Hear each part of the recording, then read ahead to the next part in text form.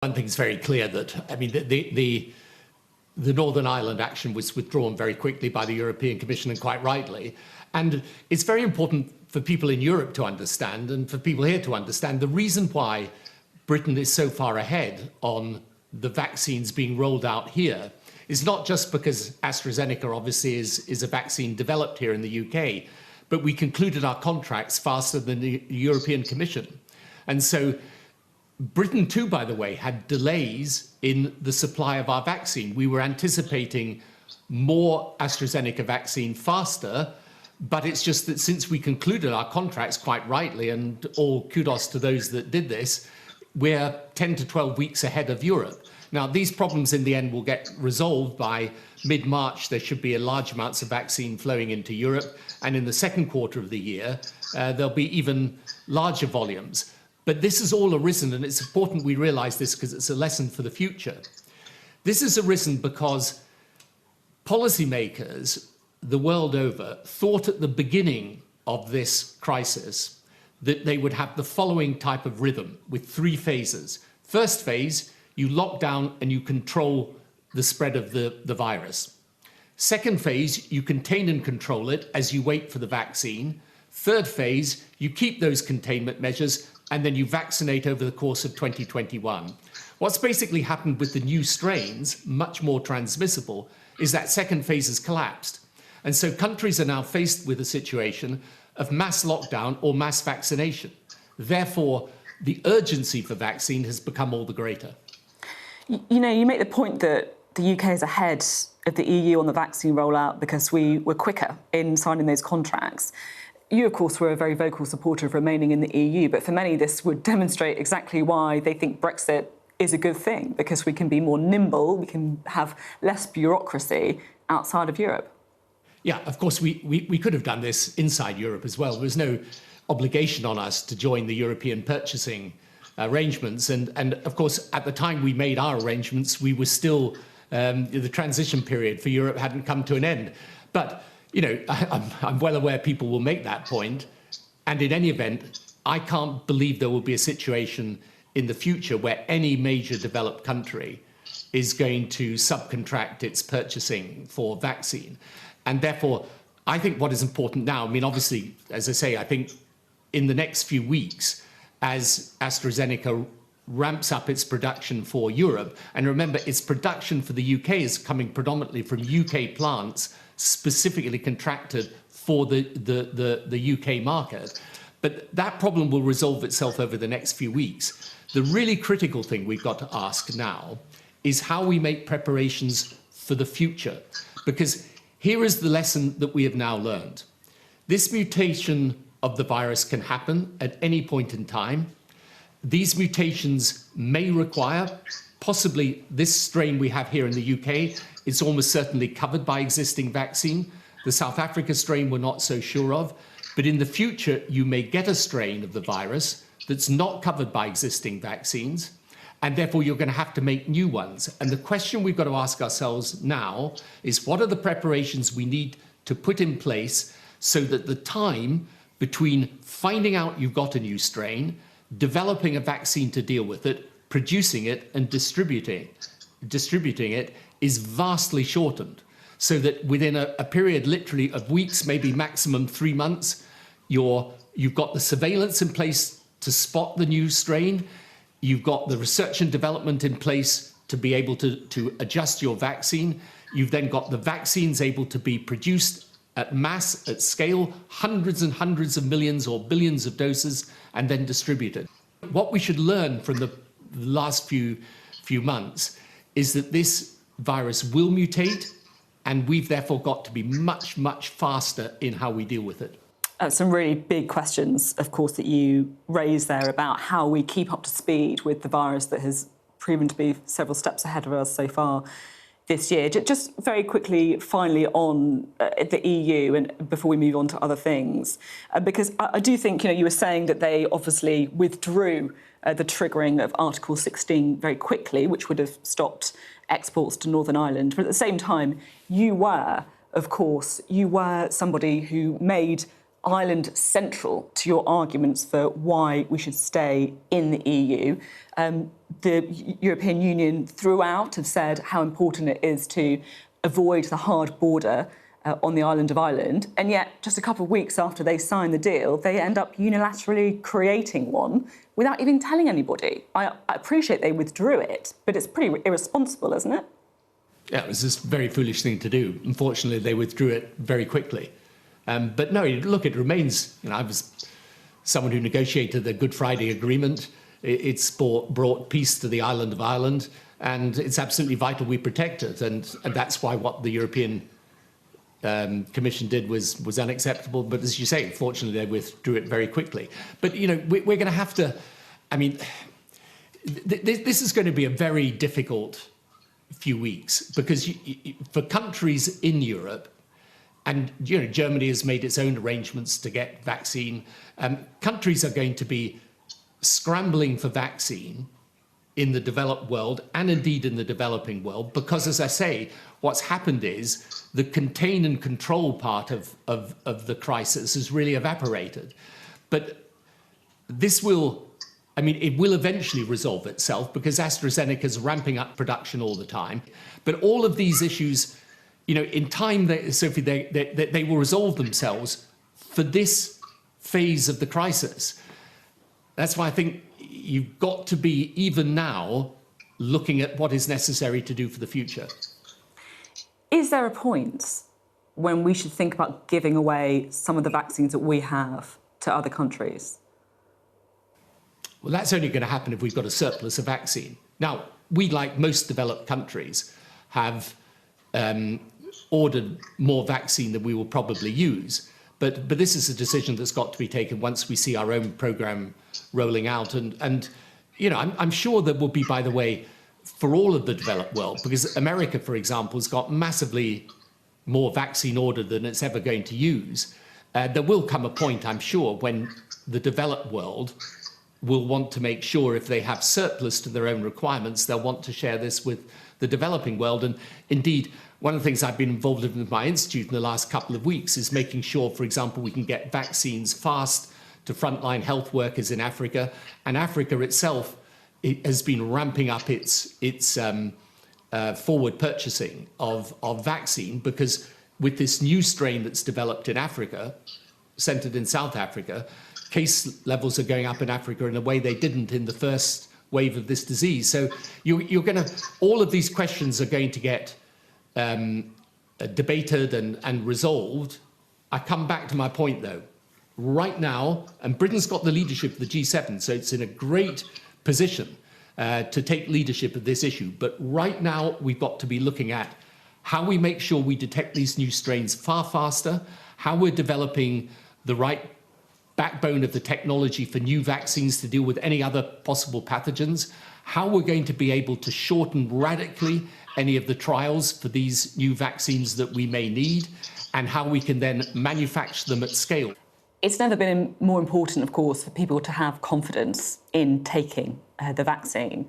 Obviously, we've got quite high take-up rates in the UK, but not everybody is prepared to do that. This week, we saw Emmanuel Macron saying everything points to thinking the AstraZeneca vaccine is quasi-ineffective on people older than 65. Some say those 60 years or older. The early results we have are not encouraging for 60 to 65-year-old people concerning AstraZeneca. Scientists have lined up to say this is untrue. The vaccine has been approved for use in older people by both the European and the UK regulators. How irresponsible do you think it is for the French president to be almost engaging in conspiracy theories? Well, look, I don't want to get into a big row about it, but it's obviously incorrect, let's say. No, there's no doubt the AstraZeneca vaccine is a good vaccine, and it's a good vaccine for people over the age of 60, over the age of 65, and I've got a vested interest in that nowadays. So, but by the way, there are about 8 or 9 vaccines, any of which, personally, I would be perfectly happy to take. The problem that you've got is that people want vaccination now because of the severity of lockdown. But come the middle of the year, frankly, the developed world will be pretty much awash with vaccine. But the issue is going to be how you accelerate the process of production and distribution in the months up to them. Because with every month that passes and you're not getting vaccine out to people, your risk is that you get a mutation of the disease, as I say, for which your existing vaccines aren't effective. And you've then got to be able to switch, to adjust the vaccine and switch course very, very fast. How concerned are you? You talk about the new variants. Do you think the government is right to clamp down on travel at the minute from different countries, or do you think they should go further than the current policy that they have? Well, you've obviously got to be making sure, particularly if you've got a variant that's going to come in, for example, the South Africa one's very, very important to deal with. And look, you're going to be in a situation, I think the reality is, where there is going to be severe restrictions for some considerable period of time. But I think, one of the things my institute's been working on is, for example, to develop a common travel pass. I think this is going to be inevitable in the end. The only way you're going to get people travelling again is if they're able to prove either vaccination or testing status and do it by means that are verifiable. At the same time, though, sorry to jump in, we don't have the evidence yet that if you've had the vaccine, whether or not you can still transmit the virus. So would that really work? Well, I think that evidence is building and growing, by the way. And one of the reasons why I'm so obsessive on the issue of data, and I still don't think the world's fully got the policymakers have got their mind around the importance of being able to assemble the best possible data so that every single vaccination, you know what's happened to every individual and you're able to follow up on what the consequences are, is that one of the things those parts of the data will show you is whether vaccination does reduce transmission. Now, the evidence out of Israel, by the way, is pretty good in that respect. But in any event, whatever comes out of it, and it stands to reason that if you are vaccinated, you produce those antibodies, you're less likely to be transmitting the disease. Countries are going to want to know what your disease status is as they let you into the country. You mentioned restrictions there and how we may be having to live with restrictions for quite a while. At what point do you think we can start easing some of the restrictions, and what restrictions do you think we should look at first? It's difficult because you've just got to... I mean, if we carry on ramping up the vaccination as we are at the moment, and as the paper of my institute showed a few weeks back, I think we will be able to accelerate this through February and March. You would hope at some point in the next couple of months you're starting to be able to ease things.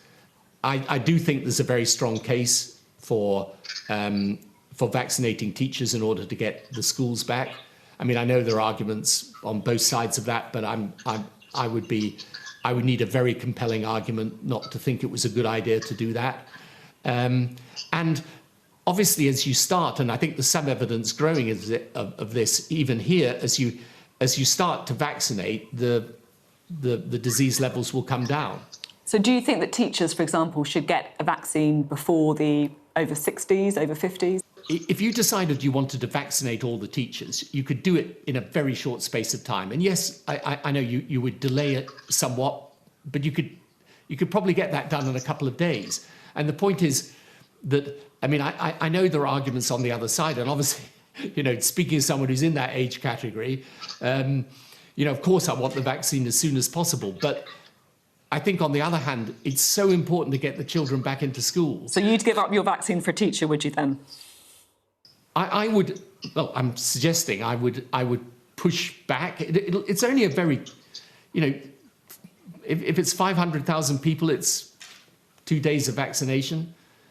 I think that is a reasonable thing to do in these circumstances if it helps allow you to get the schools back sooner. And if you combine it with testing, which we should do again, obviously we said that for a long period of time, we should be using many more of these rapid antigen tests. If you combine it with that, then you could probably get the schools back. So, when you're talking about how you ease up restrictions, you'll be easing them up step by step. I think it's hard if you're in government to give a very precise timetable on it at the moment. But you would hope if, as I say, the vaccination programme accelerates in the way that it should, that you should be, quite a strong position to do it round about middle of March at least. Is it true that you've been talking to people in government, Matt Hancock, for example, and giving them some advice on handling the pandemic?